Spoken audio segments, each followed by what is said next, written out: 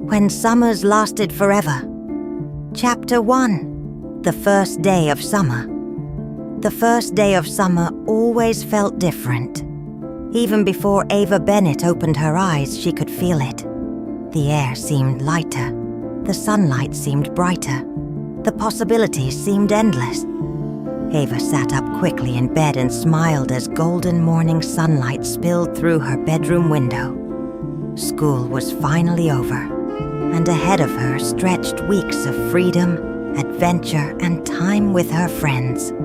Most importantly, time with Raymond. She hurried through breakfast faster than her parents thought possible. "Slow down," her mother laughed. "You've got all summer." Ava grinned. "That's exactly why I have to hurry." Moments later, she grabbed her fishing pole, slung a small backpack over her shoulder, and headed out the door. The familiar path to the beach felt like an old friend. Sea oats swayed in the warm breeze. Gulls called overhead. The smell of salt water drifted through the air. Everything felt alive. As Ava reached the crest of the final dune, the ocean came into view. The water sparkled beneath the morning sun. The lighthouse stood proudly in the distance, and there, exactly where she expected him to be, stood Raymond. He was already waiting at the dock. Raymond leaned against one of the weathered posts, carefully organizing fishing tackle into a small box. Ava laughed. "Of course you're already here." Raymond looked up and smiled. "You said sunrise." "I meant close to sunrise." "You said sunrise." Ava rolled her eyes. "You remembered that all winter, didn't you?" "Maybe." The two friends laughed. It felt good to be together again. Winter had passed. Spring had come and gone. Now summer had finally arrived. The season belonged to them. Ava sat on the edge of the dock while Raymond prepared the fishing lines. Below them, small fish darted through the clear water. The gentle waves tapped softly against the wooden supports beneath their feet.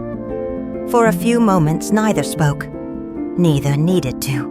Sometimes friendship was like that. Comfortable silence, shared understanding, the feeling that simply being there was enough. Eventually, Ava broke the silence.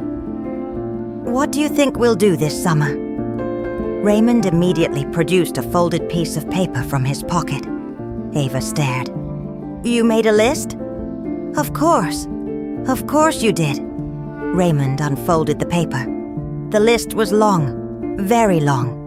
Explore the lighthouse, find hidden trails, win the fishing tournament, build a better tree fort, watch a meteor shower, discover something nobody had ever found before. Ava laughed harder with every item. "You planned the entire summer." "No." Raymond pointed toward the bottom. "I only planned the beginning." Ava shook her head. "Good." She looked out toward the ocean. "The best adventures are the ones you don't plan." Raymond considered that. "You're probably right." Together they cast their fishing lines into the water. The floats drifted gently away from the dock. The morning passed peacefully. They talked about school. They talked about friends.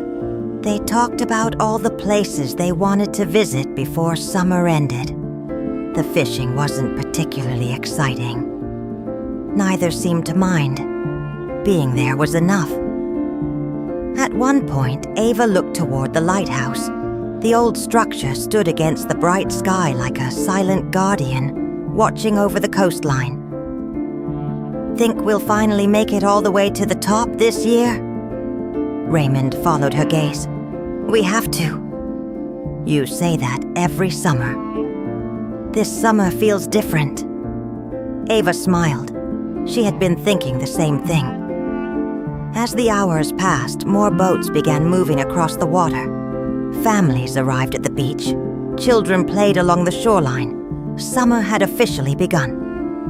Then something strange happened. Only for a moment. only long enough to notice.